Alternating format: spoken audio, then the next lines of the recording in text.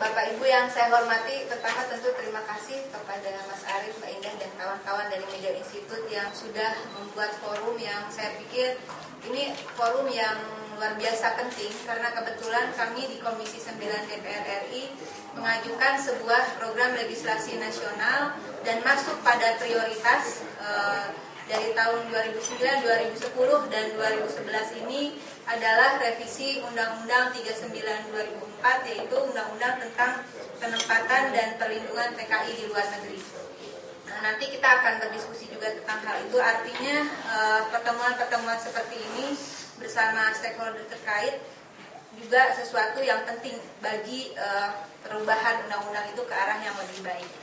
Yang pertama yang ingin saya sampaikan adalah tentu saja yang menjadi garis fraksi dan garis partai PDI Perjuangan mengenai persoalan TKI. Kami berangkat dari Konstitusi Undang-Undang Dasar 1945, di mana di dalam pembukaan dikatakan bahwa tugas negara adalah melindungi segenap bangsa dan seluruh tumpah darah Indonesia. Artinya dimanapun mereka berada, mereka harus mendapatkan perlindungan. Dimanapun yang namanya rakyat berada, di dalam maupun di luar negeri, negara harus hadir. Dan di dalam batang tubuh Undang-Undang Dasar 1945 jelas dikatakan bahwa tugas perlindungan itu terutama ada pada pemerintah. Nah, berangkat dari sinilah kemudian proses perbaikan legislasi itu coba kami perbaiki dengan arti harus ada pemisahan yang jelas di mana tugas negara, di mana tugas pihak swasta, di mana tugas TKI-nya itu sendiri. Tetapi di samping itu ada persoalan lain yang saya pikir juga penting, beranjak dari amanat konstitusi itu tadi. Maka kalau kita ingin melakukan sebuah reformasi, perubahan yang signifikan dalam persoalan perlindungan TKI kita di luar negeri, maka mau tidak mau arah kebijakan itu, paradigma berpikirnya, terutama yang ada pada pemerintah, harus memiliki kesepahaman, yaitu yang namanya TKI tidak bisa dipandang hanya sekedar komoditi dagang di era globalisasi. Tidak bisa yang namanya TKI hanya dilihat sebagai pahlawan devisa. Saya menentang habis-habisan pendefinisian TKI sebagai pahlawan devisa. Karena artinya dalam hal ini TKI hanya akan dilihat dari devisa yang dihasilkan. Tidak lebih dari itu. Ketika persoalan pelanggaran HAM terhadap TKI itu tidak akan dilirik. Karena TKI hanya dianggap pahlawan devisa, bukan dilihat sebagai rakyat yang mana memiliki hak yang diamanatkan oleh Undang-Undang Dasar 1945. Nah, kemudian oleh karena itu kami juga dari PDI Perjuangan merasa bahwa hal lain yang penting dikatakan di dalam perbaikan undang-undang kelak adalah bahwa pengiriman tenaga kerja Indonesia ke luar negeri tidak bisa dan tidak boleh dijadikan target atau solusi dari penyelesaian tidak adanya lapangan kerja di dalam tanah air sendiri. Jadi tetap yang harus menjadi solusi pemerintah sekarang maupun pemerintah yang akan datang adalah penyediaan lapangan kerja di dalam negeri. Karena hal yang sangat memprihatinkan bahwa TKI kita didefinisikan sebagai para buruh migran yang bekerja di wilayah 3D, dirty, dangerous, and difficult. Jadi pekerjaan-pekerjaan yang berbahaya, pekerjaan-pekerjaan yang dianggap kotor dan sebagainya, itulah yang sekarang ini menjadi definisi dari para buruh migran Indonesia. Nah, pertanyaan dasarnya adalah, masa untuk pekerjaan seperti itu di dalam negeri saja tidak bisa? Kita bukan akan melarang orang untuk bekerja di luar negeri tentu saja, tetapi dengan adanya pasar bebas dan arus globalisasi, bukan berarti kemudian pemerintah dalam tanda kutip seperti juga dalam beberapa statementnya mengatakan, loh, orang bekerja ke luar negeri itu, orang bermigrasi itu, itulah hak dasarnya sebagai rakyat, hak dasarnya sebagai manusia. Justru logika ini yang saya pikir harus dihapus. Beberapa kali bahkan Menaker sendiri sempat mengatakan kita tidak bisa melarang orang pergi ke luar negeri karena itu adalah hak warga negara. Padahal sesungguhnya yang menjadi amanat konstitusi yang namanya hak warga negara pertama kali adalah terpenuhinya hak-hak dasarnya sebagai manusia dan sebagai rakyat di dalam negara itu sendiri.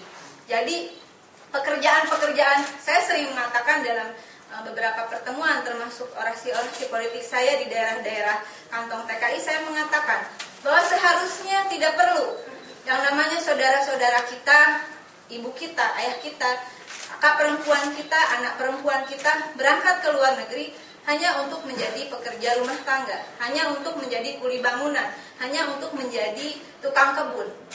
Kenapa orang bisa bekerja, mereka memutuskan bekerja dalam bidang-bidang seperti itu? Karena untuk pekerjaan seperti itu saja di dalam negeri tidak ada. Jadi dalam konteks pertama ini saya ingin mengajak kita semua untuk melihat akar persoalan. Kenapa TKI ini kemudian dianggap sebuah jalan supaya orang bisa bertahan hidup? Karena memang pekerjaan-pekerjaan yang tadi saya katakan termasuk dalam tiga wilayah itu memang tidak tersedia. Kalaupun ada, itu tidak bisa memenuhi kebutuhan mereka. Beberapa kasus secara nyata mengatakan bahwa kenapa ibu pergi ke luar negeri untuk menjadi PRT misalnya. Mereka mengatakan karena saya ingin anak saya sekolah dengan pendidikan yang lebih baik. Terakhir saya seminggu yang lalu saya pulang dari Filipina, duduk berdampingan dengan seorang perempuan dari NTB. Dia bekerja di Saudi, 3 lantai, 12 anak, 1 orang. Dia bekerja 1 orang di rumah itu, membersihkan dari mulai kebun semua segala macam dia urus gitu. 3 lantai rumahnya. Dan dia mengatakan, kenapa ibu pergi? Saya tahu bahwa hal-hal terburuk bisa terjadi ketika saya memilih menjadi seorang TKI. Tetapi saya juga ingin anak saya bisa kuliah. Bayangkan, keputusan-keputusan orang pergi ke luar negeri bukan untuk melanjutkan studi, bukan untuk berbisnis, tetapi untuk menjadi pekerja rumah tangga. Tentu tidak menjadi masalah selama bahwa profesi itu betul-betul disiapkan. Artinya yang dikirim adalah skill worker. Tadi dari Kemenlu sudah menyatakan ada beberapa persoalan. Artinya pemerintah juga tahu gitu bahwa ini orang nggak siap, orang masih pergi. Jadi sebelum berangkat dia sudah bawa masalah. Mestinya kan kalau begitu, kalau menurut saya nih Pak, udah tahu begitu, kenapa orang dibiarkan tetap pergi? Itu kan pertanyaan yang sangat mudah saja sebetulnya. Dan kemudian hal lainnya adalah menurut kami dari PDI Perjuangan yang juga penting adalah adanya law enforcement, adanya pemberantasan sindikat, mafia, gurita TKI dimanapun dia berada, termasuk di tubuh pemerintahan sendiri atau mungkin di tubuh DPR sendiri, termasuk di pemerintahan terkait, terutama adalah Kemenlu, Kemenakertas, BNP 2 TKI, termasuk dirjen-dirjennya, termasuk sampai atas tenaga kerjanya. Ini selama tidak ada law enforcement, yang namanya undang-undang itu diperbaiki semaksimal mungkin, seideal mungkin. Kelak kami bisa memperbaiki pasal-pasal dalam Undang-Undang 39 2004, tidak akan pernah ada hasilnya, tidak akan pernah tercapai tujuan melindungi TKI selama tidak ada penegakan hukum juga terhadap para TKI yang bermasalah. Kemudian yang ingin saya tidak akan panjang lebar, lebih baik karena saya juga butuh masukan banyak dari rekan-rekan yang ada di sini. Yang penting, yang sebetulnya sih ya, intinya sih pemerintah ini kalau mau memperbaiki sistem perlindungan TKI, oke lah legislasi memang bagian kami, karena itu juga inisiatif dari DPR untuk merevisi Undang-Undang 39 2004. Tetapi juga kalau ditinjau dari legislasi, nanti ada beberapa konvensi yang seharusnya itu sudah diratifikasi oleh pemerintah kita. Konvensi PBB tahun 1990 tentang perlindungan bagi pekerja migran dan anggota keluarganya, Konvensi ILO nomor 97 tahun 49 tentang migrasi tenaga kerja, Konvensi ILO nomor 143 tahun 1975 tentang pekerja migran, itu berupa ketentuan tambahan, Konvensi ILO nomor 188 tahun 97 tentang rekomendasi agen penempatan kerja swasta, Konvensi ILO nomor 189 tentang pekerjaan yang layak bagi PRT, Konvensi ILO nomor 186 tahun 2006 tentang buruh maritim. Tadi sempat disinggung di mana harusnya ABK berada. ABK ya harus ada di wilayah ini. Oleh karena itu, kami dari fraksi PDI Perjuangan juga mendorong bahkan ada beberapa definisi yang termasuk TKI itu apa? Salah satunya adalah ABK. Sehingga ABK jelas perlindungannya, termasuk di dalam undang-undang ke depan kami berharap namanya Undang-Undang Perlindungan Buruh Migran Indonesia yang merupakan hasil revisi. Nah, itu beberapa konvensi. Kemudian tadi saya katakan kenapa ini menjadi penting. Tentu saja ini sebagai modal nanti Kemenlu. Kalau Kemenlu sendiri saya yakin salah satu pihak yang juga getol mendorong adanya konvensi dibandingkan dengan stakeholder yang ada di pemerintahan lainnya. Nah, kenapa ini juga penting? Karena ini akan menjadi salah satu bargaining position bagi negara kita ketika melakukan MOU atau perjanjian dengan negara lain. Nah, yang lain adalah mengenai, saya tadi sempat menyinggung, sebetulnya kalau pemerintah SBY mau serius menangani persoalan TKI, nggak perlu bikin satgas lagi. Saya sering mengatakan ini nanti lama-lama judulnya menuju Republik Ad Hoc.